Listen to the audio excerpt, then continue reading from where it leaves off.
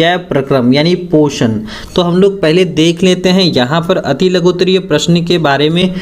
तो आइए हम लोग देखते हैं। पहला सवाल है जैव प्रक्रम किसे कहते हैं। तो आंसर्स में हम लोग करेंगे वे सारी क्रियाएं जिसके द्वारा जीवों का क्या होता है, अनुरक्षण होता है यानी मेंटेनेंस होता है, उसे हम लोग क्या कहते हैं, जैव प्रक्रम कहते हैं यानी बायोलॉजिकल प्रोसेस कहते हैं। दूसरा क्वेश्चन है कि बहुकोशिकीय जीवों में ऑक्सीजन की आवश्यकता विसरण द्वारा क्यों नहीं पूरी हो पाती है। तो आंसर में हम लोग करेंगे कि बहुकोशिकीय जीवों का शरीर जो होता है ना, वह बहुत ही जटिल होता है तथा सारी कोशिकाएं सीधे पर्यावरण के संपर्क में नहीं रहती हैं और इसी कारण से क्या होता है, ऑक्सीजन की आपूर्ति विसरण द्वारा संभव नहीं है। अगला सवाल है कि जीवों में पोषण की प्रमुख दो विधियां कौन कौन सी हैं। तो आंसर में हम लोग करेंगे स्वपोषण है, दूसरा क्या है, परपोषण है। यानी कि स्वपोषण में क्या करता है, अपने से भोजन बनाते हैं और परपोषण में क्या करता है, दूसरे जीवों पर आश्रित रहते हैं। अगला सवाल है कि हरे पौधों में किस प्रकार का पोषण पाया जाता है। तो हरे पौधों में क्या होता है, स्वपोषण प्रकार का पोषण पाया जाता है यानी कि वे क्या करते हैं, स्वयं अपना भोजन तैयार कर सकते हैं। अगला सवाल है कि जंतुओं में पोषण की कौन सी विधि पाई जाती है। तो आंसर में करेंगे कि जंतुओं में जो है ना, परपोषण की विधि पाई जाती है यानी कि जिसे हम लोग क्या कहते हैं, हेटेरोट्रॉप्स कहते हैं। क्यों, ऐसा क्यों होता है, क्योंकि उसमें हरित लवक नहीं पाए जाते हैं और इस वजह से प्रकाश संश्लेषण की भी प्रक्रिया नहीं होती हैं। आगे हम लोग बढ़ते हैं, 3 प्रकार के परपोषण विधियों के नाम बताएं। तो पहला क्या है, मृतजीवी पोषण है, जो सड़े गले चीज़ों से अपना पोषण प्राप्त करते हैं। दूसरा है परजीवी पोषण, है ना, जो दूसरों पर रह करके जो क्या होता है, जीवित तो होता है, उस पर लेते हैं, जिसे हम लोग क्या कहते हैं, परजीवी पोषण कहते हैं।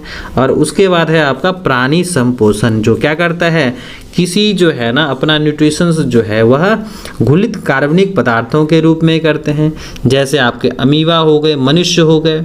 उसके बाद जो है संपूर्ण प्रकाश संश्लेषण की प्रक्रिया का रासायनिक सूत्र लिखें। तो हम लोग क्या जानते हैं कि प्रकाश संश्लेषण की प्रक्रिया में ना हरे पौधे अपना भोजन स्वयं बनाते हैं और इस प्रक्रिया में क्या होता है, कार्बन डाइऑक्साइड लेते हैं। कहाँ से लेते हैं भैया, तो ये लेते हैं आपके वायुमंडल से।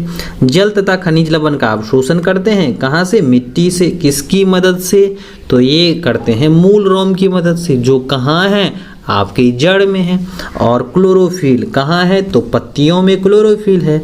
और ये सारी प्रक्रियाएं होती हैं सूर्य के प्रकाश की उपस्थिति में और हरे पौधे अपना भोजन बनाते हैं ग्लूकोज के रूप में, है ना, कार्बोहाइड्रेट्स के रूप में बनाते हैं और हम लोगों को क्या देते हैं, प्राण वायु यानी ऑक्सीजन। और जलवाष्प के रूप में क्या करते हैं, ये वाष्पो उत्सर्जन करते हैं। यानी कि लिखेंगे हम लोग 6CO2, 12H2O, C6H12, O6 और 6H2O और ऑक्सीजन, जिसे हम लोग प्राण वायु कहते हैं। अगला सवाल है कि प्रकाश संश्लेषण की प्रक्रिया में उत्पाद के रूप में क्या बनता है। तो हम लोग आंसर करेंगे प्रकाश संश्लेषण की प्रक्रिया में उत्पाद के रूप में ऑक्सीजन बनता है। क्या बनता है, ऑक्सीजन, जो पर्यावरण में प्रकाश संश्लेषण की प्रक्रिया के दौरान क्या होते हैं, मुक्त होते हैं। अगला सवाल है प्रकाश संश्लेषण की प्रक्रिया हरित लवक या क्लोरोप्लास्ट में ही क्यों होती हैं। तो हम लोग आंसर करेंगे क्योंकि क्लोरोप्लास्ट में क्या होता है, क्लोरोफिल वर्णक पाया जाता है। अगला सवाल है प्रकाश संश्लेषण प्रक्रिया के लिए किन किन पदार्थों की आवश्यकता होती है। तो प्रकाश संश्लेषण की प्रक्रिया करने में जो है ना, हरे पौधे को जो है ना किस किस चीज़ों की आवश्यकता पड़ती है। तो उन्हें पड़ती है क्लोरोफिल की, कार्बन डाइऑक्साइड की, जल की और सूर्य के प्रकाश की। तो हम लोग आंसर में करेंगे क्लोरोफिल की आवश्यकता होती है, कार्बन डाइऑक्साइड की आवश्यकता होती है, जो कहाँ से लेती हैं, ये वायुमंडल से लेती हैं। जल आपके मिट्टी से लिए जा रहे हैं और सूर्य का प्रकाश, ये बहुत ही ज़रूरी होती हैं प्रकाश संश्लेषण की प्रक्रिया संपादित करने में। अगला सवाल है कि प्रकाश संश्लेषण की प्रक्रिया के लिए CO2 कहाँ से प्राप्त करते हैं। यानी जो पौधे होते हैं ना, वो आपके कार्बन डाइऑक्साइड कहाँ से लेते हैं। तो आंसर में करेंगे प्रकाश संश्लेषण प्रक्रिया में पौधे को CO2 जो होता है ना, वायुमंडल से पत्तियों के भीतर कोशिकाओं के विसरण द्वारा क्या होते हैं, पहुंचते हैं। यानी कि कार्बन डाइऑक्साइड कहाँ से, तो वायुमंडल से ये लेते हैं। अगला सवाल है कि कवक एवं जीवाणुओं में प्रकाश संश्लेषण की प्रक्रिया क्यों नहीं हो पाती है। क्यों नहीं हो पाती, इसलिए नहीं हो पाती क्योंकि वो किसमें क्या होता है, हरित लवक नहीं होता है। क्योंकि वे कैसे हैं, सूक्ष्म जीव हैं जो घुलित कार्बनिक पदार्थों के रूप में ही क्या करते हैं, भोजन को अवशोषित करते हैं। अगला सवाल है कि पोषण के दृष्टिकोण से अमीबा तथा पारामीशियम किस प्रकार के जंतु हैं। तो क्या बोलेंगे, ये किस प्रकार के जंतु हैं, तो प्राणी संपोषी हैं। यानी कि ये क्या करते हैं, घुलित कार्बनिक पदार्थों के रूप में ही क्या करते हैं, भोजन को ग्रहण करते हैं। तो लिखेंगे पोषण के दृष्टिकोण से अमीबा तथा पारामीशियम प्राणी संपोषी जीव हैं। अगला सवाल है कि मनुष्य का आहार नाल कौन कौन से मुख्य भागों में बटा होता है। तो लिखेंगे मनुष्य का आहार नाल अमाशय में, पक्वाशय में, पित्ताशय में, छोटी आंत और बड़ी आंत में क्या होता है, बटा हुआ होता है। अगला है ग्रासनी में स्थित दो छिद्रों के नाम बताएं। तो इसमें पहला हम लोग करेंगे निगल द्वार होता है, दूसरा क्या होता है, कंठ द्वार होता है। अगला सवाल है कि मनुष्य में पाचन आहार नाल के किस भाग से शुरू होता है। यानी मनुष्य में जो पाचन की प्रक्रिया होती है ना, वह मनुष्य में कहाँ से शुरू होता है, तो हम लोग आंसर में करेंगे मुख द्वार से क्या होता है, शुरू होता है। अगला है मनुष्य के आहार नाल के किस भाग में पचे हुए भोजन का अवशोषण होता है। तो यहाँ पर क्या है, मनुष्य के आहार नाल के छोटी आंत में पचे हुए भोजन का क्या होता है, अवशोषण होता है। छोटी आंत में क्या होता है, रसांकुर होते हैं, है ना, जिसे हम लोग क्या कहते हैं, विलाई कहते हैं। और उन्हीं के द्वारा क्या होता है, भोजन में जो पोषक तत्व होते हैं ना, उनका क्या होता है, अवशोषण किया जाता है। अगला है 18वां, क्लोरोफिल वर्णक कहाँ पाया जाता है। तो हम लोग करेंगे क्लोरोप्लास्ट में पाया जाता है। अगला सवाल है प्रकाश संश्लेषण प्रक्रम द्वारा पौधे क्या बनाते हैं या किस चीज़ का निर्माण करते हैं। तो बोलेंगे भोजन का निर्माण करते हैं। किस रूप में, कार्बोहाइड्रेट्स बोल सकते हैं या ग्लूकोज बोल सकते हैं, है ना। तो मृतजीवी को क्या कहते हैं, मृतजीवी को हम लोग क्या कहते हैं, अपघटक कहते हैं। क्या कहते हैं, अपघटक कहते हैं, या इसी का दूसरा नाम है अपघटनकर्ता। ठीक है। अगला सवाल है कि जिस जीव के शरीर से परजीवी अपना भोजन प्राप्त करते हैं वो क्या कहलाते हैं। तो वो कहलाते हैं पोषी। क्या कहलाते हैं, पोषी। जैसे यहाँ पर आप देख सकते हैं ये मनुष्य है, मनुष्य का जो है आंत है और इसमें पाए जाने वाले क्या हैं, गोल कृमि। तो मनुष्य के यहाँ पर पोषी हो गए और ये आपके गोल कृमि क्या हो गए, परजीवी हो गए। अगला सवाल है 22वां कि गोबर छत्ता में किस प्रकार का पोषण होता है। तो गोबर छत्ता में कैसा होता है, मृतजीवी प्रकार का पोषण होता है। पत्ती का कौन सा अंग CO2 युक्त कार्बन का युक्त वायु का प्रवेश द्वार है। तो क्या करेंगे, क्लोरोफिल या हरित लवक है। अगला सवाल है पोषण की दृष्टि से जंतुओं को क्या कहा जाता है। तो इसको हम लोग क्या कहते हैं, जंतुओं को हम लोग स्वपोषी कहते हैं कि परपोषी कहते हैं। तो यहाँ पर लिखेंगे हम लोग परपोषी कहा जाता है। अगला सवाल है अमीबा में भोजन का पाचन कहाँ होता है। तो हम लोग आंसर करेंगे रसधानी में होता है, जिसको हम लोग क्या कहते हैं, फूड वैक्यूल्स कहते हैं। मनुष्य में पाचन के लिए विशेष अंग को क्या कहते हैं। तो आहार नाल कहते हैं। जो आपके पाचन तंत्र वाले सिस्टम से क्या होता है, मनुष्य में पाचन की प्रक्रिया होती है। अगला है मनुष्य के जीव के ऊपरी सतह पर पाए जाने वाले संरचना को क्या कहते हैं। तो स्वाद कलिका कहते हैं, जिसे हम लोग अंग्रेजी में टेस्ट बड कहते हैं। जो यहाँ पर आप देख सकते हैं ना, इसी वजह से जो है ना हम लोगों को क्या होता है, भोजन में स्वाद का पता चलता है। अगला सवाल है कि मुख गुहा से भोजन कहाँ पहुँचता है। तो ग्रासनी में पहुँचता है। अगला सवाल है कि ग्रासनी की दीवार में तरंग की तरह होने वाले सिकुड़न तथा फैलाव को हम लोग क्या कहते हैं। तो क्या कहते हैं, क्रमाकुंचन कहते हैं। क्या कहते हैं, क्रमाकुंचन कहते हैं, जिसे हम लोग पेरिस्टालसिस भी कहते हैं। तो भोजन ग्रासनी से जैसे ही प्रवेश करेगा ना, यहाँ पर क्या होता है, वेव जैसा जो है भोजन मूवमेंट करके जो हम लोग के अमाशय में आता है, जैसा कि यहाँ पर आप देख सकते हैं ना। तो इस मूवमेंट को हम लोग क्या बोलते हैं, क्रमाकुंचन कहते हैं, या अंग्रेजी भाषा में क्या कहते हैं, पेरिस्टालसिस कहते हैं। क्या कहते हैं, पेरिस्टालसिस। अगला सवाल है कि भोजन में मौजूद प्रोटीन को पेप्टोन में कौन सा एंजाइम परिवर्तित करता है। तो लिखेंगे पेप्सीन करता है। क्या लिखेंगे? पेप्सीन। आहार नाल के सबसे लंबे भाग को हम लोग क्या कहते हैं? तो बोलेंगे हम लोग छोटी आंत कहते हैं। क्या कहते हैं? छोटी आंत कहते हैं, है ना। तो आहार नाल के सबसे लंबे भाग को हम लोग क्या कहेंगे? छोटी आंत कहेंगे। क्या कहेंगे? छोटी आंत कहेंगे। अगला सवाल है कि शरीर की सबसे बड़ी ग्रंथि क्या होती हैं? तो सबसे बड़ी ग्रंथि क्या होती हैं? यकृत ग्रंथि होती हैं, जिसे हम लोग क्या कहते हैं? लीवर कहते हैं। क्या कहते हैं? लीवर कहते हैं। अगला है पाचन की क्रिया कहाँ पूर्ण होती हैं? तो पाचन की प्रक्रिया कहाँ पूर्ण होती है? तो रेक्टम में होती हैं। छोटी आंत एवं बड़ी आंत के जोड़ पर अवस्थित नली को हम लोग क्या कहते हैं? तो इसे हम लोग बोलते हैं सीकम। क्या बोलते हैं? सीकम कहते हैं। अगला सवाल है कि अपचा भोजन जो है अस्थायी तौर पर कहाँ जमा रहता है? तो बोलेंगे हम लोग रेक्टम में रहता है। कहाँ रहता है? तो रेक्टम में। अब हम लोग आगे बढ़ते हैं। तो हम लोगों का अगला है पोषण का जो है ना चैप्टर का लघु उत्तरीय प्रश्न, है ना। तो लघु उत्तरीय प्रश्न में पहले अगर क्वेश्चंस की बात करें, जीवों के लिए पोषण क्यों अनिवार्य है? तो आंसर में हम लोग करेंगे जीवों के संचालन में, उनके वृद्धि है, टूटी फूटी कोशिकाओं के रिपेयर में यानी उनको रोकने में, कार्यों के लिए जीवों को ऊर्जा की आवश्यकता होती है। जो ऊर्जा जो होती है ना प्राप्त करने के लिए खाद्य पदार्थों की ज़रूरत होती है, जो पोषण की प्रक्रिया से क्या होता है? जीव प्राप्त करते हैं। इसीलिए जीवों को पोषण की आवश्यकता पड़ती है। अगला सवाल है कि पोषण की परिभाषा लिखें। वह विधि जिससे जीव पोषक तत्वों को ग्रहण कर उनका उपयोग करते हैं उसे हम लोग क्या कहते हैं? पोषण कहते हैं। अगला सवाल है कि स्वपोषण की किन किन परिस्थितियों का होना आवश्यक है और इनके उत्पाद का नाम बताएं। तो स्वपोषी के लिए जो होते हैं ना प्रकाश संश्लेषण आवश्यक है, क्योंकि इसी मेथड्स के द्वारा जो है वो अपना भोजन स्वयं बनाते हैं। हरे पौधे जो होते हैं सूर्य के प्रकाश की उपस्थिति में क्लोरोफिल नामक वर्णक से कार्बन डाइऑक्साइड और जल के द्वारा कार्बोहाइड्रेट्स का निर्माण करते हैं, और इस प्रक्रिया में ऑक्सीजन गैस क्या होती हैं? निकलती हैं, यानी उत्पाद के रूप में क्या होता है? ऑक्सीजन गैस निकलती हैं।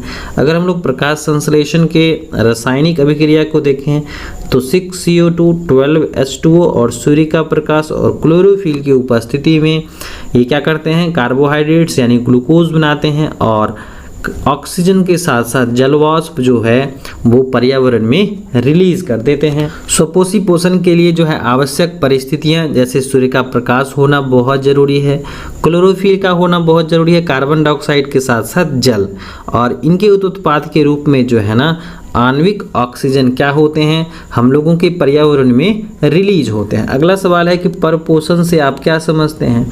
तो आंसर में करेंगे जब कोई जीव अपने पोषण के लिए अन्य जीवों पर आश्रित रहता है तब हम लोग उसे क्या कहते हैं?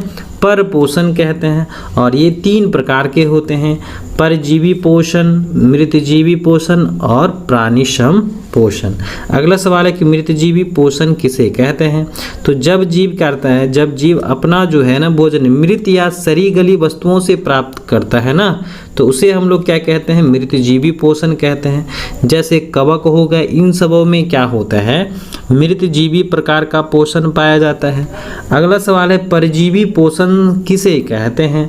जब कोई जीव क्या करता है? किसी दूसरे जीव से अपना भोजन प्राप्त करता है ना, तो इस पोषण की विधि को क्या बोलेंगे? परजीवी पोषण कहते हैं। जैसे कि जीवों को जो है ना परजीवी कहते हैं, है ना। जैसे कि मच्छर होता है जो बाह्य परजीवी होता है, फीता कृमि जो होता है वह जो है किसके उदाहरण है? परजीवी पोषण के ही उदाहरण है। अगला है प्राणी संपोषी जीव किसे कहते हैं? तो वैसे प्राणी जिसमें प्राणी संपोषण विधि से क्या होता है? पोषण होता है ना, प्राणी संपोषी जीव कहलाता है। इसमें प्राणी अपना भोजन ठोस या द्रव के रूप में क्या करते हैं? जंतुओं के भोजन ग्रहण करने की विधि द्वारा ग्रहण करते हैं। इस प्रकार का जो लक्षण होता है अमीबा में, मेढक में और मनुष्य में क्या होता है? प्राणी सम प्रकार का पोषण पाया जाता है। प्रकाश संश्लेषण से जो है आप क्या समझते हैं? तो जिस प्रक्रिया के द्वारा जो है हरे पौधे अपना भोजन स्वयं तैयार करते हैं, अर्थात वैसी प्रक्रिया जिससे हरे पौधे सूर्य की उपस्थिति में वायुमंडल से कार्बन डाइऑक्साइड गैस, जमीन यानी मिट्टी से जल तथा खनिज लवण खींच करके भोजन बनाते हैं ना, तो यही प्रक्रिया क्या कहलाती है? प्रकाश संश्लेषण की प्रक्रिया कहलाती है। और हरे पौधों में क्या होता है? हरित लवक होता है, जिसके कारण जो है पौधे प्रकाश संश्लेषण की प्रक्रिया कर पाते हैं, जिसमें सूर्य की ऊर्जा जो है सहायता करती हैं और प्रकाश संश्लेषण में सरल कार्बनिक अणु जैसे कि कार्बन डाइऑक्साइड और जल का क्या करता है? पादप कोशिका में स्थिरीकरण जो होता है ग्लूकोज के रूप में होता है। प्रकाश संश्लेषण की रासायनिक अभिक्रिया जो हम लोग पहले भी देख चुके हैं। पत्तियों को प्रकाश संश्लेषण अंग क्यों कहा जाता है? तो आंसर में करेंगे कि प्रकाश संश्लेषण की क्रिया जो होती है ना, शुरू से अंत तक कहाँ होती हैं? तो क्लोरोप्लास्ट में होती हैं। क्लोरोप्लास्ट में क्या होता है? क्लोरोफिल पाया जाता है। ये अधिकांशतः पौधों की पत्तियों में पाए जाते हैं और इसलिए जो है पत्तियों को क्या कहते हैं? प्रकाश संश्लेषी अंग कहते हैं। अगला सवाल है कि भोजन के पाचन से आप क्या समझते हैं? तो आंसर करेंगे वह प्रक्रिया जिसमें एंजाइमों की सहायता से जटिल भोज्य पदार्थों को सरल अणुओं में अवघटित किया जाता है, जिससे ये अवशोषित होकर हमारी कोशिकाओं में प्रवेश कर सके। उसे हम लोग क्या कहते हैं? पाचन कहते हैं। अगला सवाल है कि मनुष्य के मुख गुहा में कितनी जोड़ी लार ग्रंथि पाई जाती हैं? तो 3 जोड़ी होती हैं, जिसमें पहला का नाम है पैरोटिड ग्लैंड, सबमैंडिबुलर ग्लैंड्स और तीसरा है सबलिंगुअल, है ना, सिलेवरी ग्लैंड्स। तो 3 हो गया, पैरोटिड, सबमैंडिबुलर और सबलिंगुअल। अगला सवाल है मनुष्य में अमाशय में कितने हिस्सों में बटा होता है और उनके नाम लिखें। तो अमाशय जो होता है मनुष्य का पाचन अंग होता है। यह चौड़ी थैली के समान रचना है जो उदर गुहा के बाईं ओर से शुरू होकर अनुप्रस्थ दिशा में फैली हुई रहती हैं। इसमें 3 भाग होते हैं। कार्डियक होता है, अमाशय का अग्रभाग कहलाता है। फंडिक होता है, अमाशय का मध्य भाग कहलाता है। और पाइलोरिक जो होता है अमाशय का पिछला भाग कहलाता है। अगला सवाल है मनुष्य में छोटी आंत की लंबाई कितनी होती है और छोटी आंत के 3 भाग का नाम लिखें। तो छोटी आंत जो होती है ना, आहार नाल या पाचन तंत्र का सबसे लंबा हिस्सा होता है, जो मुख्य रूप से क्या होता है? सिलिंड्रिकल होता है, यानी बेलनाकार आकृति वाले होते हैं। और इसमें क्या होता है? पाचन की जो है प्रक्रिया होती है और पचे हुए पदार्थों का क्या होता है? अवशोषण होता है। और इसकी जो लंबाई होती है 6 मीटर होती है और चौड़ाई जो है 2.5 सेंटीमीटर तक होती है। छोटी आंत में 3 हिस्से होते हैं। पहला हिस्सा होता है ग्रहणी होता है, जजुनम होता है और इलियम होता है, यानी कि डियोडिनम, जजुनम और इलियम, ये क्या हैं? छोटी आंत के 3 भाग हैं। अब हम लोग देख लेते हैं दीर्घ उत्तरीय प्रश्न। पहला सवाल है कि पोषण किसे कहते हैं? जीवों में होने वाले विभिन्न पोषण विधियों का उल्लेख करें। तो वे सारी प्रक्रियाएं जिनके द्वारा जीव खाद्य पदार्थों को ग्रहण करते हैं पाचन क्रियाएं कहलाती हैं। जटिल कार्बनिक आहार का एंजाइमों की सहायता से सरल तत्वों में बदलना और कोशिकाओं द्वारा अवशोषित होना ही पोषण कहलाता है। पोषण के विभिन्न प्रकार के बारे में देखें तो पोषण जो होता है स्वपोषी प्रकार का भी होता है, जिसमें ये अपना भोजन क्या करते हैं? कार्बन डाइऑक्साइड और जल के द्वारा प्रकाश ऊर्जा की सहायता से क्या करते हैं? स्वयं तैयार करते हैं। जैसे आपके हरे पौधे हो गए, है ना। दूसरा है आपके विषम पोषी यानी हेटेरोट्रॉपिक हो गए, ये अपना भोजन क्या करते हैं? अन्य स्रोतों से ग्रहण करते हैं। तीसरा है आपके सेप्रोट्रॉपिक, है ना, ये अपना भोजन क्या करते हैं? मृत या सड़े गले पदार्थों से ग्रहण करते हैं। अगला है आपका पैरासिटिक न्यूट्रिशन यानी परजीवी हो गया, ये अन्य जीवों से भोजन प्राप्त करते हैं, है ना। अगला सवाल है कि प्रकाश संश्लेषण प्रक्रिया को, है ना, संक्षिप्त में समझाएं। तो हम लोग आंसर में करेंगे कि जिस प्रक्रिया के द्वारा पौधे अपना भोजन स्वयं तैयार करते हैं उस मूलभूत प्रक्रिया को क्या कहते हैं? प्रकाश संश्लेषण प्रक्रिया कहते हैं। और सभी हरे पौधों में क्या होता है? पर्णहरित होता है, जिससे सूर्य के प्रकाश को अवशोषित करने की क्या होती हैं? क्षमता होती हैं। सूर्य की सहायता जो है यानी कि सूर्य के प्रकाश की उपस्थिति में क्या होते हैं, प्रकाश संश्लेषण होता है और सरल कार्बनिक अणु को जो है ना, कार्बन डाइऑक्साइड को जल का पादप कोशिका में स्थिरीकरण ग्लूकोज में हो जाता है। पौधे इस प्रक्रिया द्वारा सिर्फ ग्लूकोज का ही नहीं उत्पादन करती हैं, बल्कि वे सूर्य के प्रकाश की विकिरण ऊर्जा का स्थिरीकरण रासायनिक ऊर्जा में भी करते हैं, जो ग्लूकोज अणुओं में क्या करता है, संचित करता है। तो हम लोग कह सकते हैं ना, संपूर्ण प्रकाश संश्लेषण की प्रक्रिया को जो है ना, हम इस प्रकार से रासायनिक अभिक्रिया के द्वारा व्यक्त कर सकते हैं। जैसे यहाँ पर आप देख CO2 है ना, कार्बन डाइऑक्साइड है, जल है ना, सूर्य का प्रकाश है, क्लोरोफिल है, और ग्लूकोज जिस रूप में भोजन बना रहे हैं ये आपके ऑक्सीजन है और जल वाष्प है। तो ये क्या है, प्रकाश संश्लेषण की रासायनिक अभिक्रिया है। आगे है, उपयुक्त समीकरण से स्पष्ट है कि इस प्रक्रिया में ऑक्सीजन उत्पाद के रूप में बनता है, जो पौधों द्वारा क्या किया जाता है, वायुमंडल में छोड़ दिया जाता है। एक प्रयोग द्वारा दर्शाएं कि प्रकाश संश्लेषण के लिए है ना, क्लोरोफिल की आवश्यकता पड़ती है। तो हम लोग क्या करेंगे, एक करोटन या जो है कोलियस की चित्तदार पत्ती को जो है ना तोड़ेंगे, पहले उसकी हरी और सफ़ेद चित्तियों को रेखांकित करेंगे और इस पत्ती को जो है ना बीकर में रख कर के पानी डालकर कुछ देर तक क्या करेंगे, उसे उबालेंगे है ना, और उबालने के पश्चात जो है अल्कोहल या स्प्रिट में हम लोग क्या करेंगे, उसको डाल देंगे।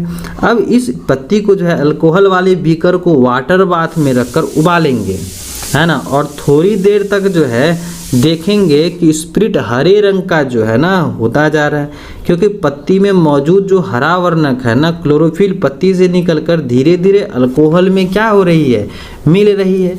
जब पत्ती क्या हो जाता है, रंगहीन या हल्के पीले रंग या सफ़ेद रंग का हो जाता है ना, तो बीकर को क्या कर देते हैं हम लोग, ठंडा होने के लिए छोड़ देते हैं, जैसे कि यहाँ पर आप देख सकते हैं ना।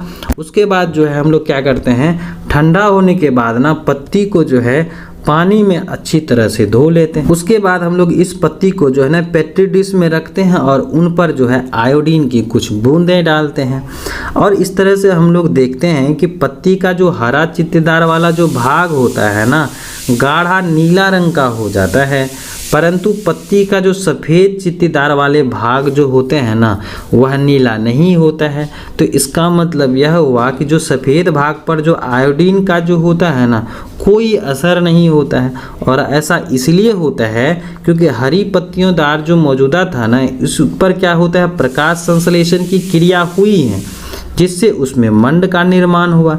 लेकिन पत्ती सफ़ेद चित्तेदार वाले भाग पर जो है ना, क्लोरोफिल क्या रहता है, अनुपस्थित रहता है ना, तो इसलिए उस भाग पर प्रकाश संश्लेषण की जो है ना प्रक्रिया नहीं हो पाई और मंड या स्टार्च नहीं बन पाया।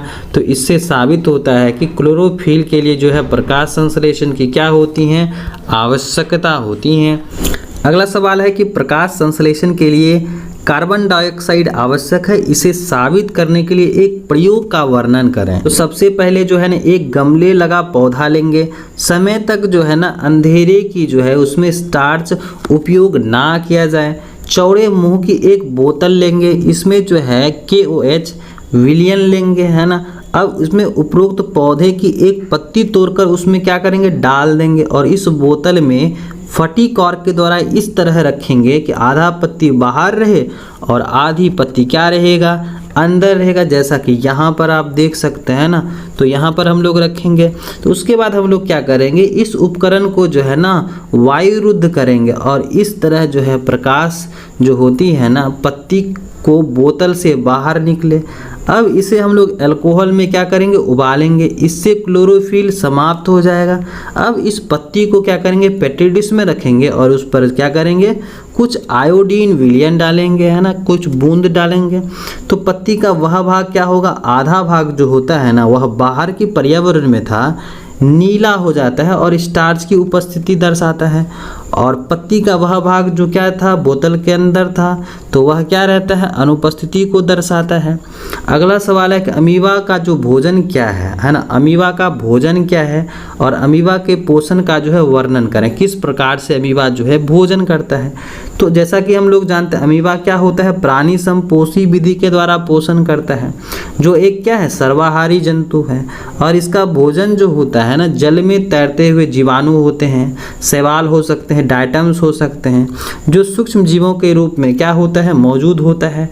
और इन सूक्ष्म जीवों को निगलने में जो विधि अपनाई जाती है ना, उसे हम लोग क्या कहते हैं, फेगोसाइटोसिस कहते हैं। क्या कहते हैं, फेगोसाइटोसिस कहते हैं। यहाँ अपने जीवन को जो है शरीर के किसी भी सतह से कूटपाट द्वारा क्या करता है, ग्रहण करता है और पोषण विधि से जो है ना अलग अलग चरणों में किया जाता है। जैसे पहला है अंतर्ग्रहण करता है ना, जिसमें क्या करता है, पाचन, अवशोषण और बहिर्क्षेपण एवं अन्य किसी भोज्य पदार्थों के संपर्क में जैसे ही आता है तो उसे पकड़ने के लिए क्या करता है, कूटपात जो है बनाता है और उसकी ओर आगे बढ़ाता है। तो यह कूटपात जो है उसके चारों तरफ से घेर लेता है, जिससे एक प्याले नुमा संरचना बनाता है, जिसे हम लोग क्या कहते हैं, फूड कप कहते हैं। क्या कहते हैं, फूड कप कहते हैं।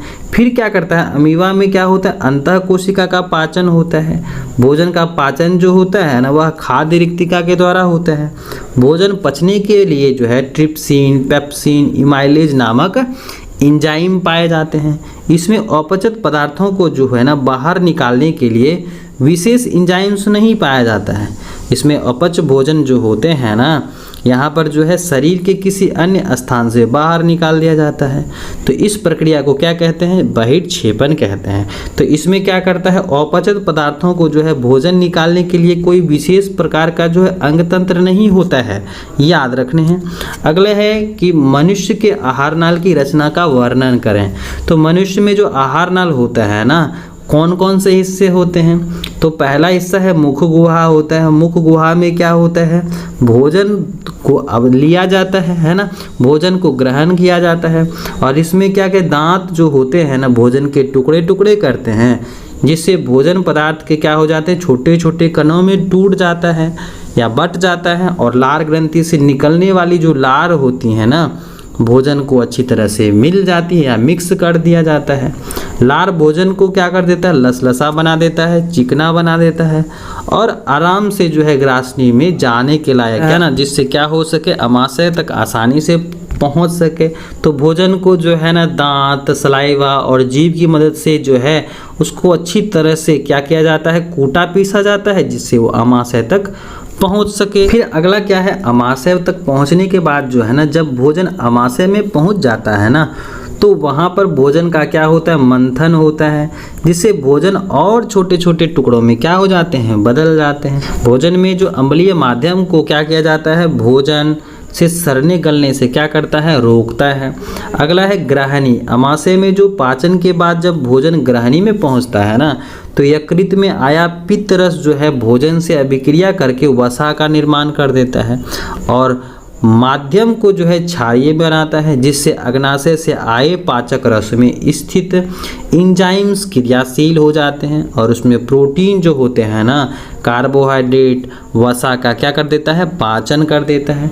अगला है शुद्रांश, है ना। ग्रहणी में पाचन के बाद जब भोजन शुद्रांश में पहुंचता है तो वहाँ आंत रस में उपस्थित एंजाइम को बचे हुए अपचित प्रोटीन्स, कार्बोहाइड्रेट्स एवं वसा का क्या करते हैं, पाचन करते हैं। अगला है बड़ी आंत यानी मलाशय है।